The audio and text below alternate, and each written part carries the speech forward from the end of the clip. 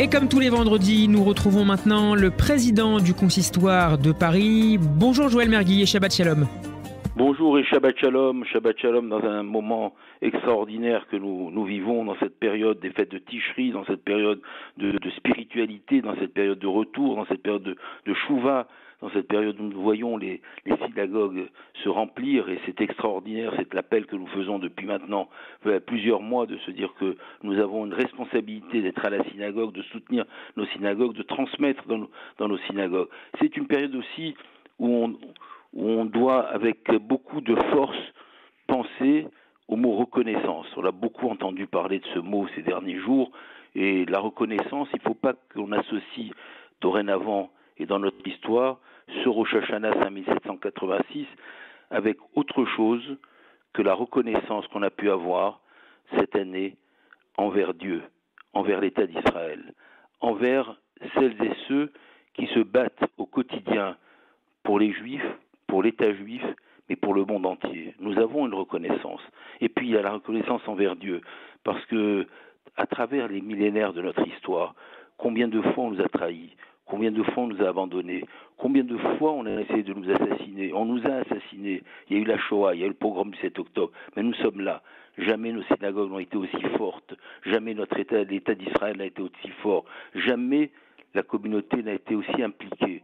Le judaïsme est là, il est vivant, il est fort. Quand je tourne dans les synagogues, je suis fier de voir cette jeunesse, dans les soirées de Slichot, qui se mobilise, qui vient des heures pas possibles, des jeunes, des femmes, des enfants. Quand on verra à Kippour, le moment de l'année Haïla, où c'est le plus grand rassemblement de la communauté juive qui puisse exister dans le monde et dans l'histoire, le moment de l'année Haïla où les juifs les plus impliqués, les plus religieux côtoieront les juifs les plus éloignés qui viennent quelques minutes humer un peu l'ambiance de la fête. J'ai vu à la synagogue une personnalité connue qui est venue à un moment pour écouter le chauffard.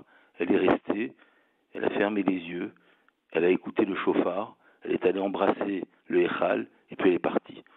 Elle est partie mais elle avait besoin de ce moment. L'étincelle juive est toujours présente dans le cœur de chacun. Celles et ceux qui m'écoutent, vous savez que cette étincelle est là.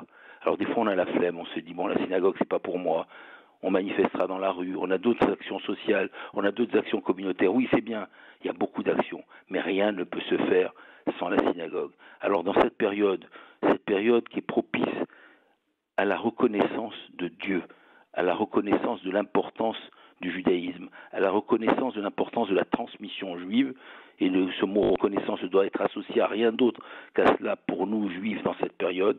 Alors dans cette période, nous sommes encore plus mobilisés, encore plus présents pour être, comme nous l'avons écrit, comme nous l'avons dit, pour transmettre à nos enfants, à nos petits-enfants, toutes les traditions juives. Le consistoire se bat depuis des siècles, et particulièrement ces dernières années, pour maintenir des offices ashkénazes, des offices tunisiens, des offices algériens, des offices marocains, des offices dans toutes les traditions. Toutes les traditions existent, et dans les synagogues, les couleurs de tous ces offices sont là pour pouvoir transmettre à nos enfants toutes les traditions de leurs parents et de leurs grands-parents. Alors soyez mobilisés, ceux qui n'ont pas encore pris leur place, prenez-les, et puis ceux qui vont se mobiliser aussi ensuite pour être dans la soukha, pour participer à tous ces repas de soukha, pour remercier aussi les présidents, les trésoriers, les administrateurs, les rabbins, les chazanim, ceux qui assurent la sécurité, toutes celles et ceux qui mobilisent et qui font que la communauté continue à vivre. Alors oui, nous sommes reconnaissants parce qu'aujourd'hui, on a voulu à plusieurs reprises nous détruire, mais nous sommes là debout, vivants, et nous continuons à agir pour la transmission du judaïsme. Je voudrais finir en disant que le mot Shuvah, c'est le retour, et que le jour de Kippour, on demande pardon à Dieu.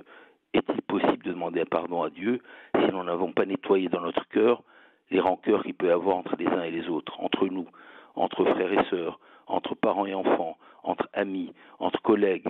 Alors, c'est des fois difficile, dans l'orgueil qu'on peut avoir, de dire pardon, de dire j'ai fauté, de dire j'ai mal fait, de le dire à la façon, quelle que soit la façon dont on le dit, mais je pense qu'on sera plus fort demain si notre unité juive se retrouve, si l'unité familiale est présente, si chacun fait cet effort pour avoir l'humilité de se dire j'ai peut-être fait une erreur, je vais demander à mon ami, à mon frère, à mon cousin, à mon collègue, à qui je connais, avec qui j'ai fait une erreur, de l'effacer. Et là, on est un peuple et on continue à avancer. Alors, je vous souhaite des magnifiques fêtes, une magnifique année, et qu'on continue à œuvrer ensemble avec bonheur, avec santé. Et ce Shabbat sera le Shabbat Shuvah, le Shabbat du retour qui nous prépare à Kippour, qui nous prépare aux fêtes de Sukkot. Shabbat Shalom.